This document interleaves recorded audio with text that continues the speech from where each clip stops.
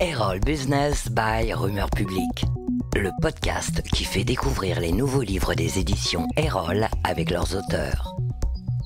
Repérer, manager et fidéliser les hauts potentiels, un beau défi que nous aide à relever Sandrine Rampon avec son livre Parfois ingérable, toujours brillant, publié aux éditions Erol. Sandrine Rampon a une expérience de 20 ans de direction générale dans différents secteurs, tous attractifs pour des collaborateurs à haut potentiel. Ayant été amenée à en côtoyer régulièrement en tant que dirigeante ou manager et étant elle-même membre de Mensa, Association internationale de personnes à haut potentiel, elle a voulu partager son expérience en termes de management et de développement de ses talents qui, pour la plupart, ne sont pas conscients de leur spécificité. Rares sont les organisations capables de tirer parti des compétences des hauts potentiels, faute de comprendre les spécificités de leur mode de fonctionnement. Pourtant, lorsqu'ils sont mis en condition d'exprimer leurs talents, ils apportent une très forte valeur ajoutée à un collectif. Dans un monde en évolution rapide ou face à un avenir incertain, leur capacité à percevoir les signaux faibles, comprendre la complexité du monde, sortir du cadre pour inventer l'avenir, innover ou faciliter les transformations sont précieuses. Ils peuvent devenir des catalyseurs d'intelligence collective. Il est donc essentiel de repérer ces personnes qui possèdent à un niveau extrême une ou plusieurs de ces compétences et de réussir à bien les intégrer à tous les niveaux de l'entreprise. Si certains peuvent être diplômés de grandes écoles, la plupart ne le sont pas. Qualifiés d'enfants précoces, pour ceux qui ont été repérés dès l'école, ils peuvent exprimer leur potentiel dans des domaines très différents et autres que leur milieu professionnel, intellectuel, sportif, artistique. Certains peuvent aussi, malheureusement, rester bridés toute leur vie. L'entreprise a donc tout intérêt à repérer ces ressources rares et à les développer. Bonjour donc Sandrine et merci de participer à ce podcast. Bonjour Jean-Christophe, ravi d'être parmi vous. Le sujet que vous abordez n'est pas commun. Pourquoi avez-vous choisi de travailler et de creuser ce sujet ? Alors c'est un sujet que j'ai découvert relativement récemment et je me suis rendu compte en le découvrant que sans le savoir, j'avais acquis une assez forte expérience en termes de management des hauts potentiels, que ce soit des personnes que j'avais dans mon équipe, des collaborateurs ou même des managers qui présentaient aussi ces spécificités. En fait, ce thème est très souvent traité sous l'angle des enfants, notamment de ceux qui peuvent avoir des difficultés à l'école, sachant que tous n'en ont pas. Mais il n'existait rien en termes de livres en France qui parlent des adultes et de leur parcours en entreprise. Et donc du coup, je me suis lancée en me disant que j'allais écrire le premier livre sur ce sujet.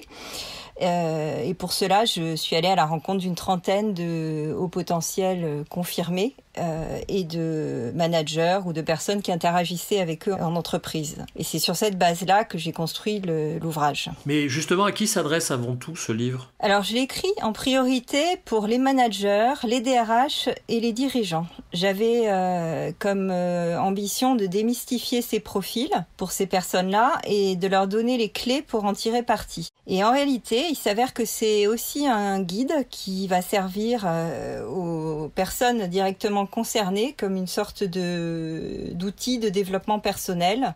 Donc c'est un mode d'emploi qui va leur servir à eux-mêmes et qui va aussi servir aux personnes avec lesquelles ces personnes interagissent. Et qu'est-ce que l'expérience des hauts potentiels nous apprend en termes de management pour l'ensemble des collaborateurs, les hauts potentiels et les autres ?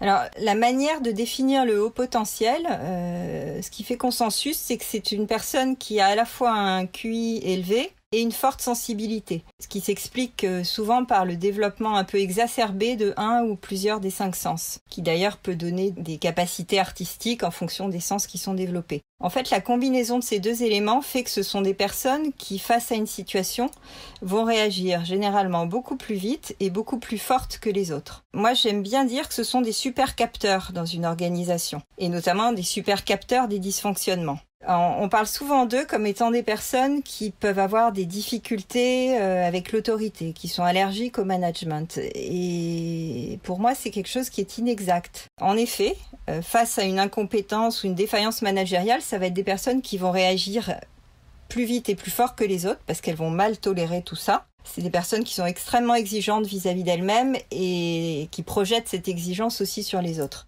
Donc le manager qui n'a pas forcément l'expérience ou les compétences pour occuper sa fonction, il trouvera jamais grâce aux yeux des hauts potentiels. Donc ça, c'est intéressant pour l'ensemble des collaborateurs parce que généralement, quand un haut potentiel réagit fortement, c'est qu'il y a un souci et que c'est un souci qui peut être réglé pour tout le monde. Et dans les choses intéressantes que j'ai découvertes en écrivant ce livre, c'est une expérience qui a mis en place Google, qui avait l'habitude de recruter des personnes avec la tête bien faite et qui allaient plutôt vite et qui s'est dit à un moment donné, est-ce que c'est utile de garder des managers puisque ces personnes sont autonomes et fonctionnent a priori très bien.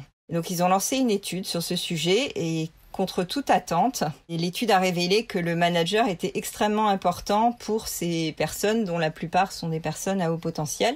De cette étude, ils ont tiré 10 qualités que tous les managers doivent avoir chez Google, qui sont des qualités assez classiques, je dirais. Le manager doit être un bon coach, il doit avoir une bonne vision du management, responsabiliser son équipe, s'intéresser au succès et au bien-être de ses collaborateurs, être orienté résultat, savoir communiquer et écouter, avoir un souci de faire évoluer la carrière de ses collaborateurs, prendre des décisions, les assumer. Donc tout ça, somme toute, c'est ce qu'on pourrait attendre d'un manager, quels que soient les interlocuteurs qu'il a en face. Donc je dirais que le haut potentiel fait prendre conscience du fait que manager, c'est un vrai métier qui nécessite des vraies compétences.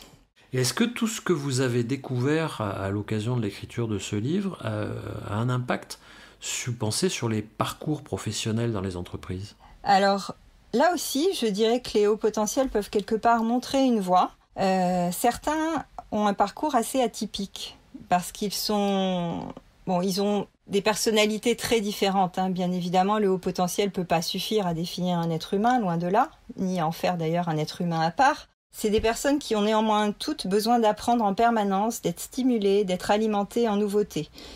Des stimulations intellectuelles, des stimulations humaines, ils fuient la routine.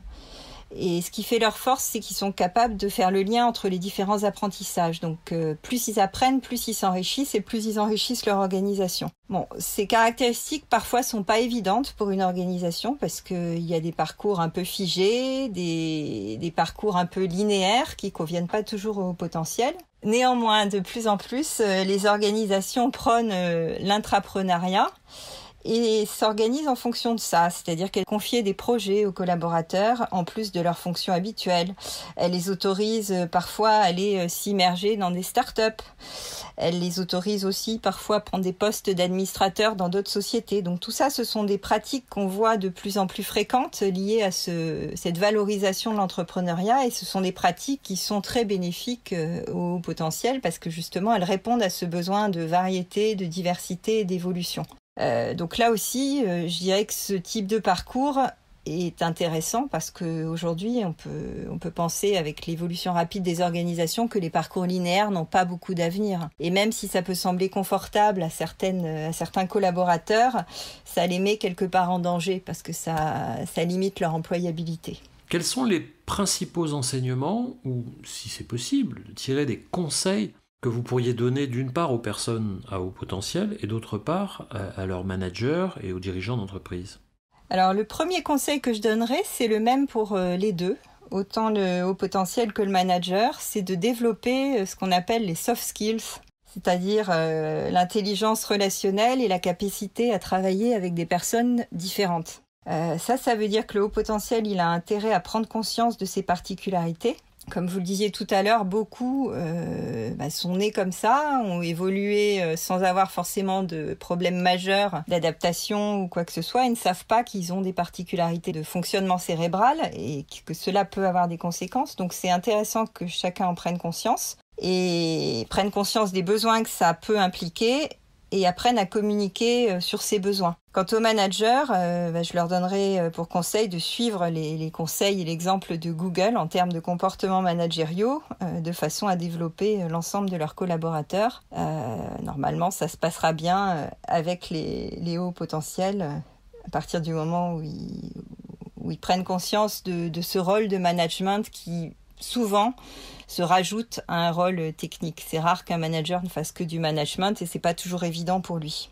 Dernière question, vous m'avez dit en préparant cette interview que votre livre avait déjà suscité pas mal de réactions, dont certaines assez vives. Qu'est-ce qu'il en est ? Bon, déjà, c'est un livre qui marche bien, donc ça me touche, parce que ça veut dire qu'il répond à un vrai besoin et qu'il a une vraie utilité. Les retours les plus fréquents, c'est soit des personnes qui se rendent compte, en lisant notamment les témoignages et en voyant qu'ils résonnent, qu'ils ont ce mode de fonctionnement particulier. Certains d'ailleurs le confirment en passant le test scientifique qui valide le haut potentiel. Et donc ça les soulage quelque part de comprendre une sorte de sentiment de décalage que ces personnes pouvaient avoir. D'autres, ce sont des DRH ou des managers qui reconnaissent des collaborateurs. Et donc, comme mon objectif en écrivant ce livre était finalement de réconcilier l'entreprise avec ses talents, avec tous ses talents, je me dis que l'objectif est atteint. Après, j'ai eu des réactions beaucoup moins fréquentes, mais assez vives, un petit peu agressives, qui montraient que ce sujet dérange en fait. Des réactions qui disaient « mais pourquoi aborder ce sujet ? C'est des personnes qu'il faut traiter comme les autres. » Donc, je suis tout à fait d'accord avec cette préconisation, bien évidemment, mais pourquoi traiter ce sujet ? Parce que c'est un sujet. Et donc ces réactions un peu vives peuvent me faire penser qu'il y a encore parfois de la difficulté à accepter la différence. En fait, dès qu'on parle de haut potentiel, ça peut induire un jugement de valeur. En fait, il n'y a pas de jugement de valeur, c'est un fonctionnement cognitif différent qui peut parfois générer des réactions qui ne sont pas toujours comprises, et donc c'est important de les décrypter. C'est l'objet de mon livre. Parfois ingérable, toujours brillant, repérer, manager et fidéliser les hauts potentiels par Sandrine Rampon aux éditions Erol. Merci beaucoup Sandrine. Merci Jean-Christophe. À bientôt. À bientôt.